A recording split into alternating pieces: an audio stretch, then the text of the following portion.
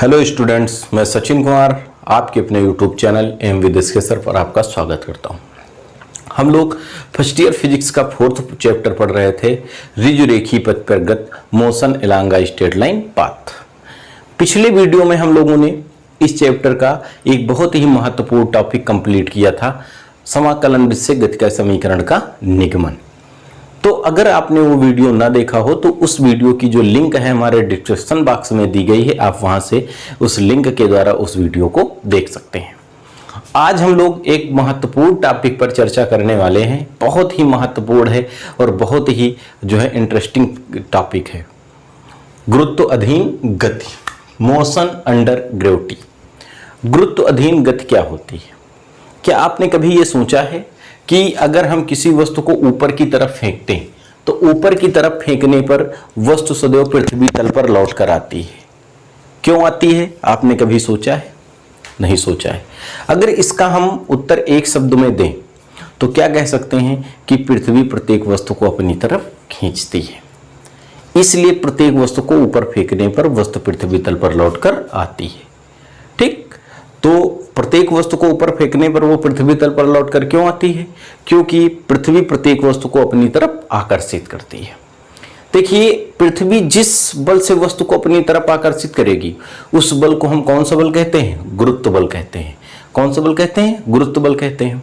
जब हम वस्तु को ऊपर की तरफ फेंकते हैं तो पृथ्वी वस्तु पर अपना गुरुत्व बल लगाती है और इस गुरुत्व बल के कारण वस्तु के वेग में लगातार क्या होती जाती है? कमी होती जाती है। और एक समय ऐसा आता है कि वस्तु का वेग जैसे कम होता है, शून्य होता है, वस्तु पृथ्वी तल पर लौट आती है। ठीक, तो पृथ्वी प्रत्येक वस्तु पर जो बल लगाती है उस बल को कौन सा बल कहते हैं? गुरुत्व बल कहते हैं।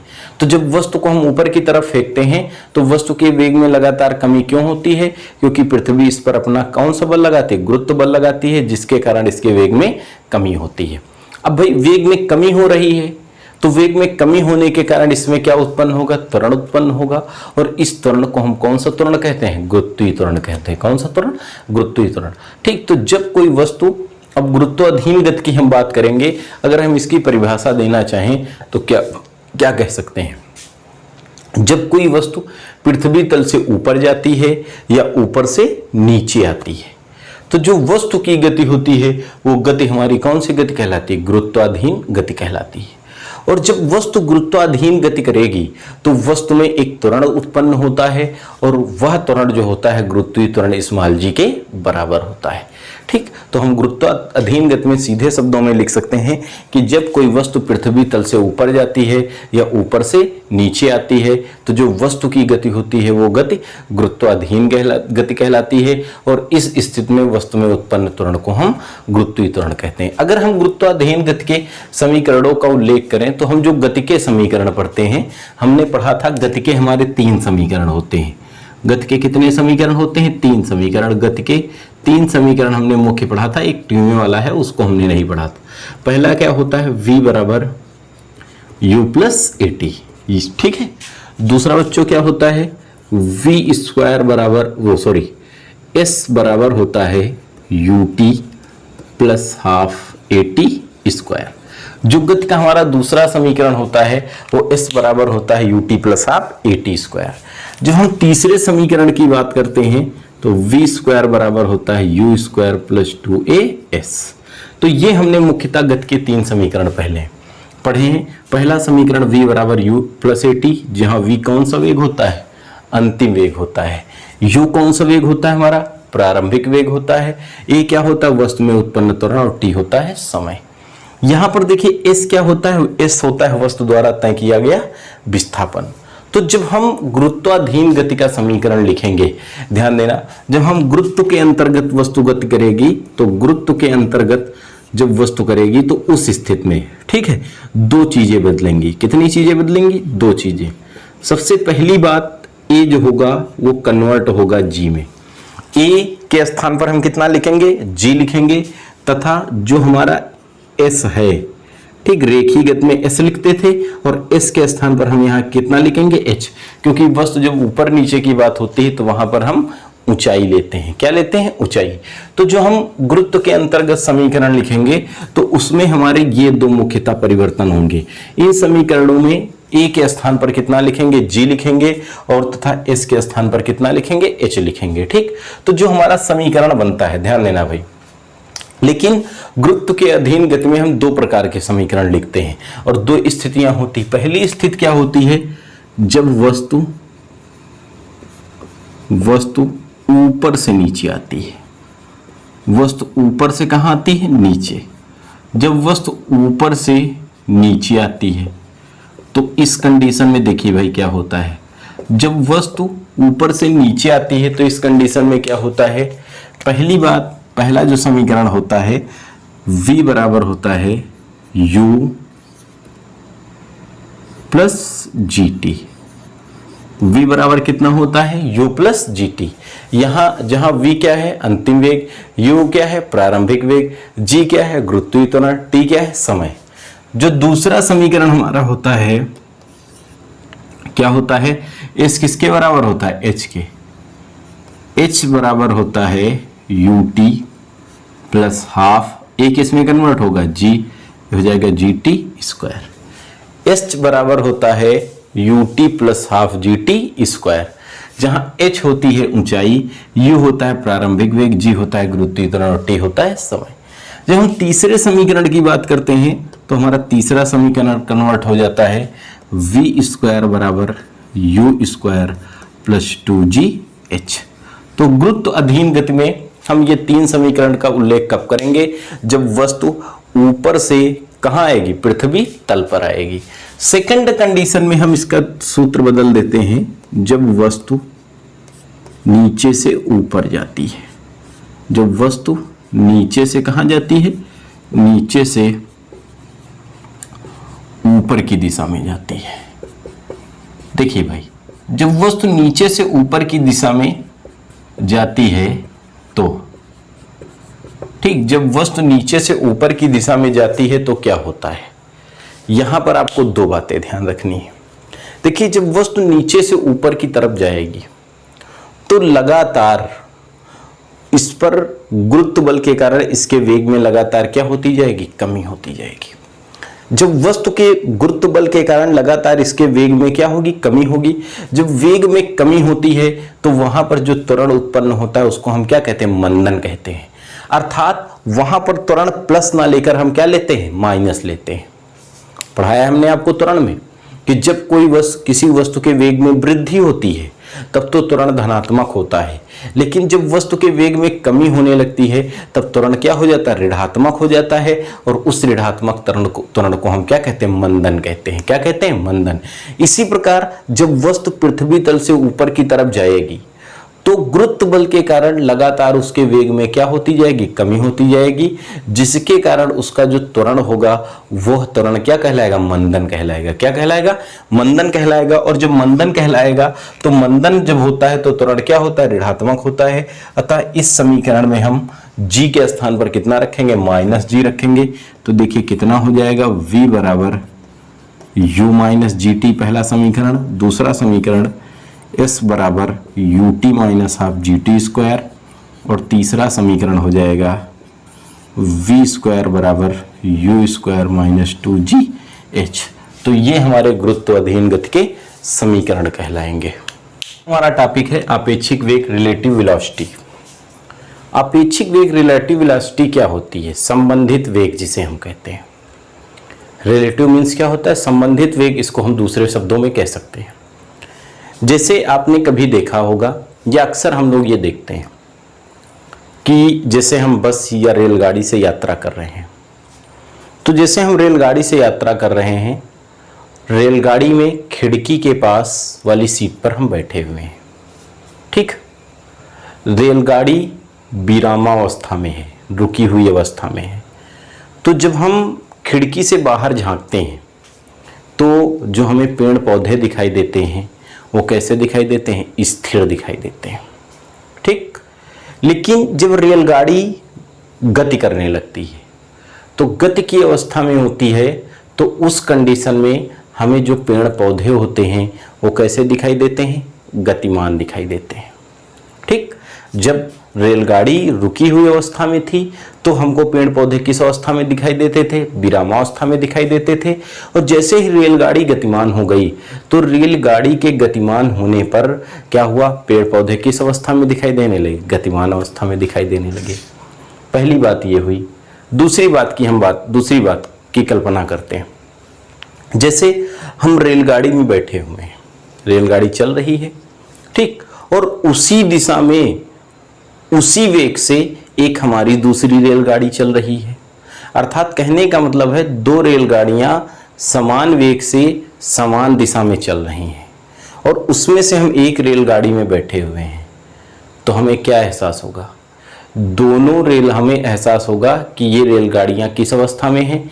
विरामावस्था में हैं, क्योंकि दोनों क्या थी? समान वेग से समान दिशा में गतिमान थी। तो इस स्थिति में हमें क्या एहसास हुआ कि दोनों रेलगाड़ियां किस अवस्था में हैं? विरामावस्था में हैं। ध्यान देते रहिए, ठीक है। अगली कंडीशन में हम थर्ड कंडीशन कहते हैं। रेलगाड़ी हमारी गतिमान है और दूसरी रेलगाड़ी हमारी ही दिशा में गतिमान है। पहले हमारे वेग के बराबर थी, अब हमारे वेग से क्या है? अधिक वेग से गतिमान है। हमारे वेग से थोड़ा अधिक वेग से गतिमान है। तो हमको क्या लगेगा कि इस रेलगाड़ी का जो वेग है, हमारी रेलगाड़ी का वेग कम है और दूसरी रेलगाड़ी का वेग बहुत अधिक है। और अगर यही बात लागू हो, हम जिस रेलगाड़ी में बैठे हैं एक दूसरी रेलगाड़ी विपरीत दिशा से आ रही हो, ठीक, कैसे आ रही हो? विपरीत दिशा से आ रही हो। भले उस रेलगाड़ी का वेग हमसे कम हो, लेकिन हमें उसका वेग क्या होता है? बढ़ा हुआ प्रतीत होता है, ठीक।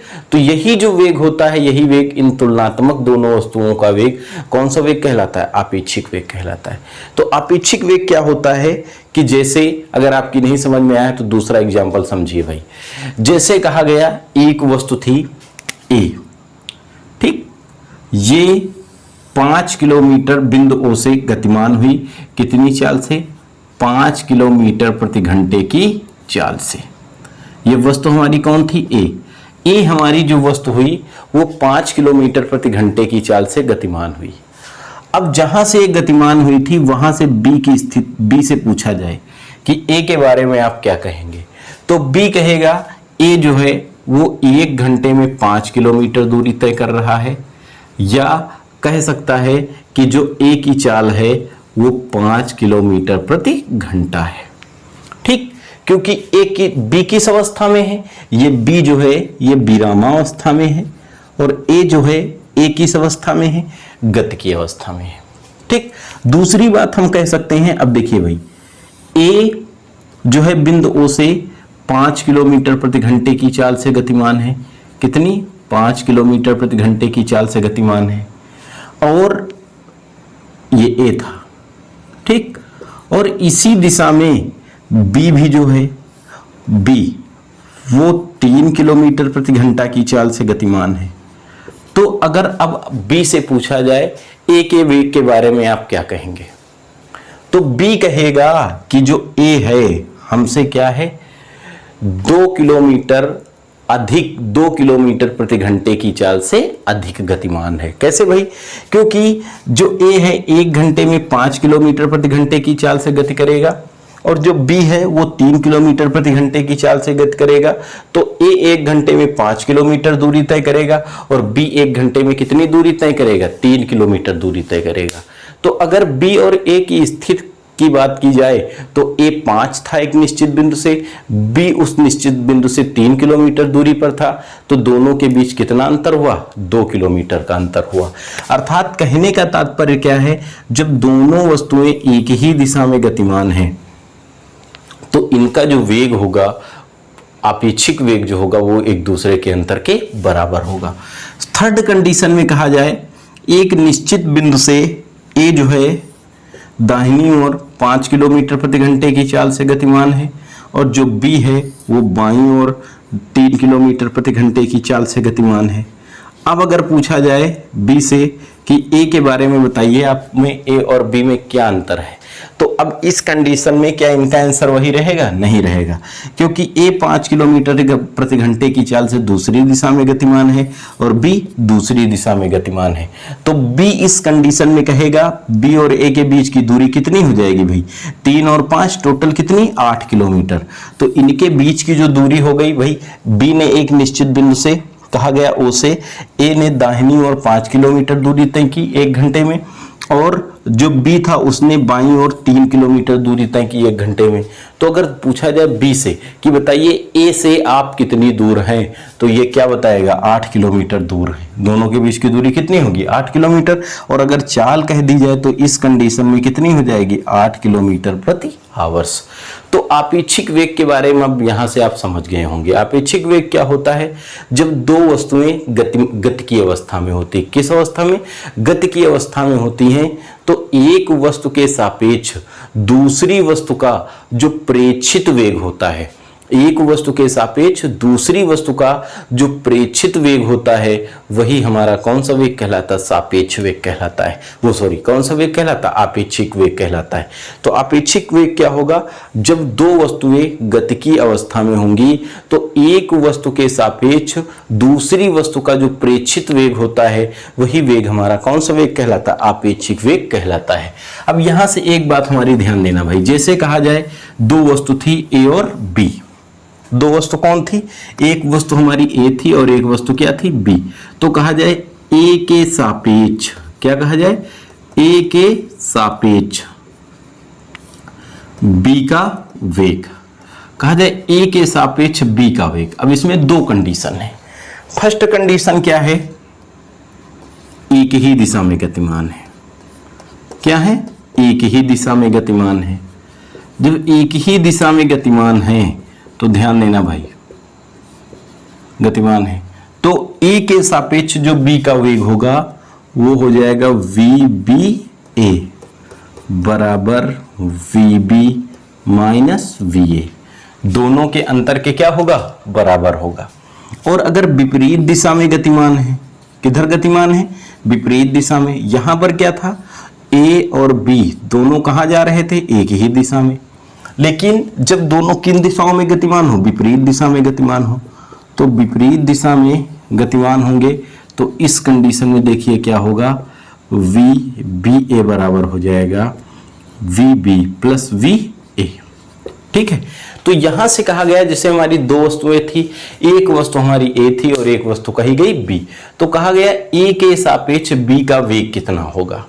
तो अगर दोनों एक ही दिशा में गतिमान है तो A के सापेक्ष B का वेग बराबर VBA, जिसका वेग कह रहा है उसको पहले लिखेंगे। VBA बराबर जो जिसका वेग निकालना है उससे पहले वाले को क्या करते हैं? घटा देते हैं।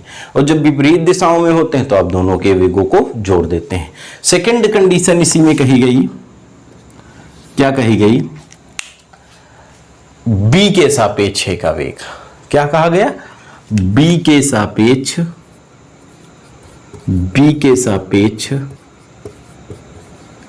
A का वेग। ठीक, B के सापेक्ष A के वेग की बात की गई। जब दोनों कहां गतिमान है? जब दोनों एक ही दिशा में गतिमान है, दोनों एक ही दिशा में गतिमान हो